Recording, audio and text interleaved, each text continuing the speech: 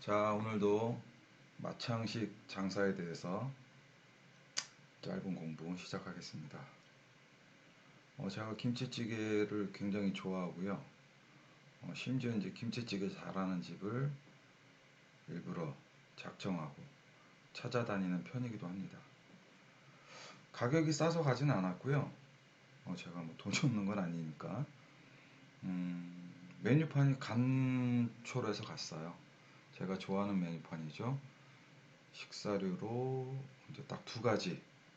이제 김치찌개인데 거기에 이제 돼지고기가 들어가니까 제육볶음까지 이렇게 준비하신 것 같더라고요. 좋은 메뉴판, 간단한 메뉴판, 뭐 요리류도 있지만 뭐 어쨌든 한눈에 봐도 김치찌개 괜찮게 할 것 같다는 느낌이 들 수 있는 메뉴판입니다. 자, 반찬은 네 가지였어요. 네 가지였는데 뭐 소세지 부침은 굉장히 얇았고요. 어묵은 너무 질이 안 좋았어요. 퍽퍽했어요. 어육 함량보다는 밀가루 함량이 더 높은 그런 싸구려 어묵이었고요. 뭐 미역무침은 뭐 어디서나 흔히 보는 평범한 콩나물 무침도 개인적으로 좋아하는 반찬인데도 손이 안 가더라고요. 그만큼 맛이 없다는 소리죠. 자, 반찬을 만드실 때 뭐 네 가지냐 여섯 가지냐 이게 중요한 게 아닙니다. 손이 갈 만한 반찬을 만드셔야 되고요. 리필해 주세요라고 말할 수 있는 맛을 만들어내셔야 돼요. 반찬을 더 달라는 게 아까워서 덜 맛있게 만든다는 우스갯소리도 있지만 때로는 그게 진실이기도 합니다. 일부러 맛없게 만드는 집들도 있어요. 반찬은 그냥 구색이에요. 그 소탐대시를 하다가 정작 중요한 거를 놓친다는 거를 주인은 모르고 장사를 하는 거죠. 이 집이 특색이 하나 있더라고요. 계란을 하나씩 주더라고요. 근데 이제 셀프로 내가 해 먹어야 돼요. 테이블이 15개인 식당이었는데 저 후라이팬은 딸랑 하나예요. 언제 구워 먹죠? 언제 부쳐 먹죠? 그리고 후라이팬이 너무 오래돼갖고 기름을 둘러도 계란이 달라붙어요. 그리고 이제 4번 심지어 저 계란이 저렇게 뭐 깨끗하진 않잖아요. 계란에 이제 뭐 오염물이 있을 수도 있고 그래서 어떤 뭐 먹고서 식중독도 일어나는 경우도 있는데 계란을 이렇게 담아서 주잖아요. 그럼 후라이를 해서 그 날계란이 닿았던 그 접시에다가 내가 후라이를 만든 후라이를 거기에 다시 담아야 돼요. 그 계란에 어떤 오염물질이 있는지도 모르는데 그 접시에다 다시 담아야 됩니다.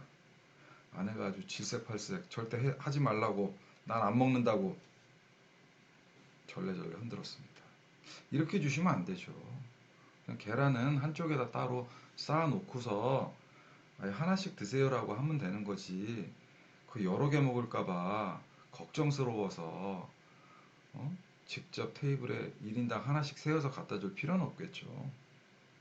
그리고 아니 테이블이 15개인데 어떻게 후라이팬 딸랑 하나 주고서 그걸 어떻게 먹으라고요. 그 동시에 많은 사람도 있을 때는 그 기어 이렇게 줄을 서서 먹어야 될까요?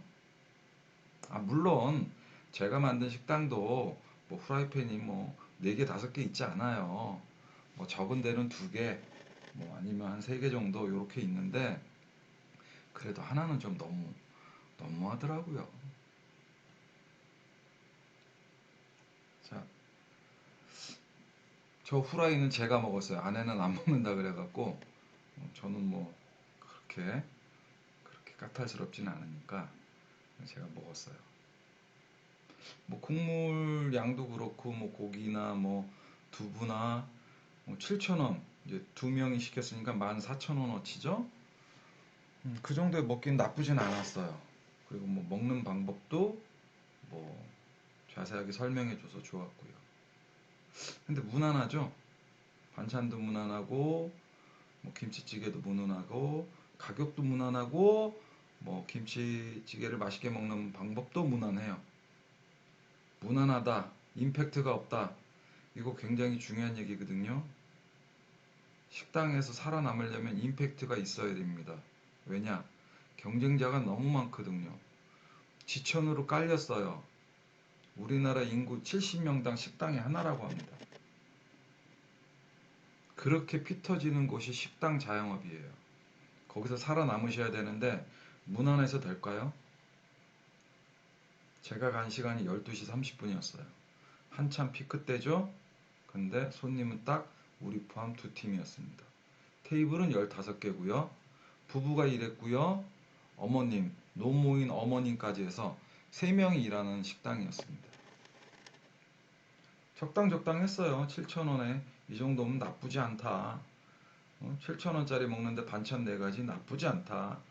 7,000원짜리인데 고기 저 정도 나쁘지 않다. 괜찮다. 7,000원짜리인데 계란 후라이도 하나씩 해 먹으라고 주는 서비스 나쁘지 않다. 나쁘지 않다라고 해서 그 집이 잘 되는 게 아닙니다. 특출나야 합니다. 특출나야. 살아남으려면 반드시 차별화가 이루어져야 됩니다. 7,000원으로는 잘 쓸 수가 없어요. 절대 7,000원으로 손님을 만족시킬 수 없습니다. 백선생이 아닌 이상 만족시킬 수 없어요. 가격은 그래서 올리셔야 됩니다. 8,000원도 좋고요. 9,000원도 좋고요. 심지어 만원도 좋습니다. 7,000원에는 사 먹는데 9,000원에는 못 먹고 만원에는 못 먹어요? 그 손님은 오지 말라고 포기하시면 돼요. 버리시면 돼요. 그 가격에도 기꺼이 올 수 있는 상차림을 내가 만들어 놨다면 그 값에 얼마든지 먹겠다 하는 사람만 오는 그런 식당을 목표하셔야 돼요. 절대 싸니까 오는 손님들, 그런 손님들을 위한 장사는 하셔본들입니다. 시간이 지나셔도요, 식당은 나아지지 않아요. 늘 고만고만하게 살아요. 고만고만하게 산다는 건 참 불편한 일이에요.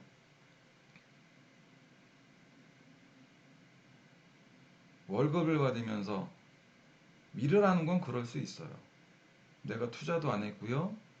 나는 시간만 채우면 돼요. 하지만 식당 주인은 틀리잖아요. 내 전 재산을 드린 거고요. 내 인생을 드린 거예요. 내 인생을 걸고 하는 겁니다. 신경 쓸 게 한두 가지 아니에요. 손님만 신경 써요? 직원 빵꾸 나면 알바 빵꾸 나면 그거 신경 써야죠. 그것도 그 인력 채우는데 또 고생하셔야죠.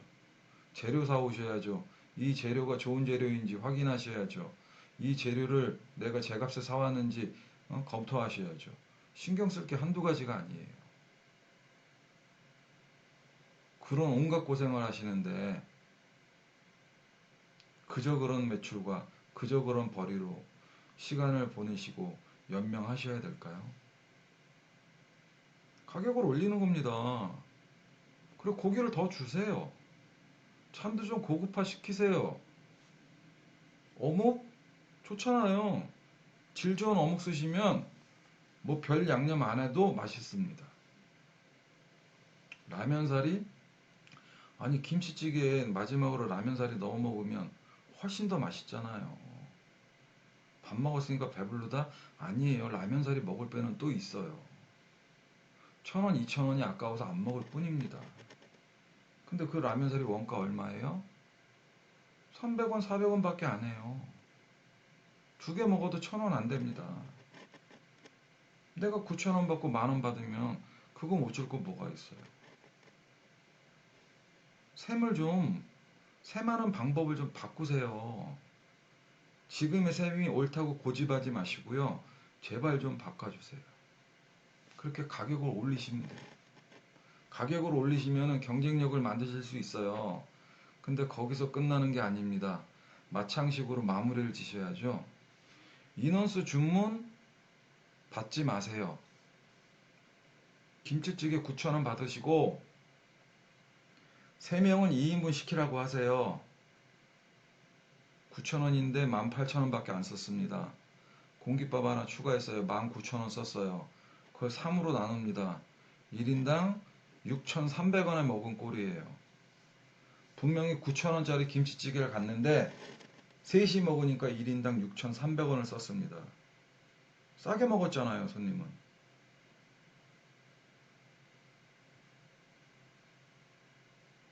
9,000원 비싸다고 말할 수 있을까요? 이게 가격을 올리는 게요. 가격을 올리는 데서 끝나시면 안 돼요. 제가 말씀드리는 핵심을 잘 파악을 하셔야 돼요. 올린 만큼 원가를 쓰시라는 거예요. 왜? 더 훌륭한 상차림을 만들기 위해서 재료비가 많이 들어가야지 더 훌륭한 상차림을 만드실 거 아니에요. 그 가격을 손님한테 받으시라는 거예요.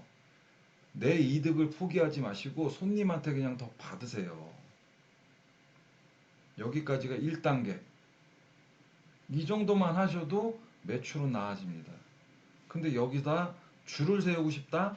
그럼 2단계로 진입하셔야죠. 절대 인원수 주문, 인원수로 권하지 마세요.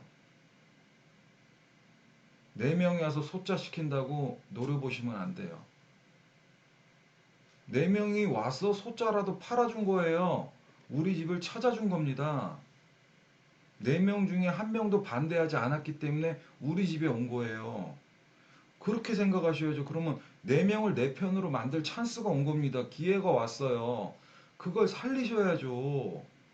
왜 4명이서 대자를 안 시킨다고, 중자를 시키고 소자를 시킨다고 왜 싫은 표정을 보이시나요? 그러실 거 없잖아요. 뭐가 싫어요?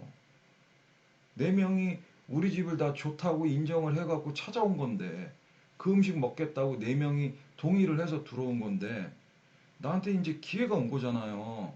내 편으로 잡으실 수 있는. 가격을 올리세요. 올린 만큼 원가로 다 집어 넣으세요. 마무리. 인원수 주문 받지 마세요. 그러면 손님은 싸게 먹습니다. 분명히 비싼 집인데 계산해 보고 나면 싸게 먹었다라는 생각이 들어요. 당연히 그 집을 또 가게 됩니다. 제가 영상에 이렇게 말씀드리는 게 매번 다 대안을 드리진 않지만요. 뭐 그건 제 노하우기도 하니까 매번 다 대안책을 마련해 드릴 수는 없어요. 말씀드릴 수는. 하지만 제가 설명하고자 하는, 안내하고자 하는 얘기에는 대안이 반드시 있습니다. 지적만 하는 건 아무나 합니다. 저는 아무나 하는 사람이 아니에요. 저는 대안이 있을 때만 지적을 합니다. 저에게 대안이 없다? 그럼 저는 지적을 안 해요. 왜? 바꿔줄 내용이 없는데 지적하는 게 무슨 의미 있나요? 그건 아무나 할 수 있는 소리예요. 지나가는 누가 아무나 그냥 이렇게 하시면 되겠어요? 이렇게 파시면 되겠어요? 이 소리는 아무나 해요. 어떻게 팔아야 되는지를 설명해 주지 못하면 그 소리는 그냥 잡소리일 뿐입니다. 잔소리예요, 잔소리. 저는 항상 대안을 말씀드릴 수 있는 그런 내용으로 앞으로도 여러분들한테 하루에 하나씩 보여드릴 겁니다. 이상입니다. 늘 죄송해요. 말이 버버벅거려서.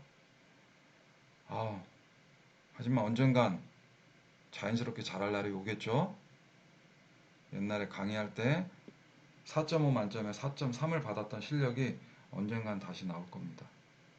그때까지 좀 어설프더라도 기다려주세요. 감사합니다.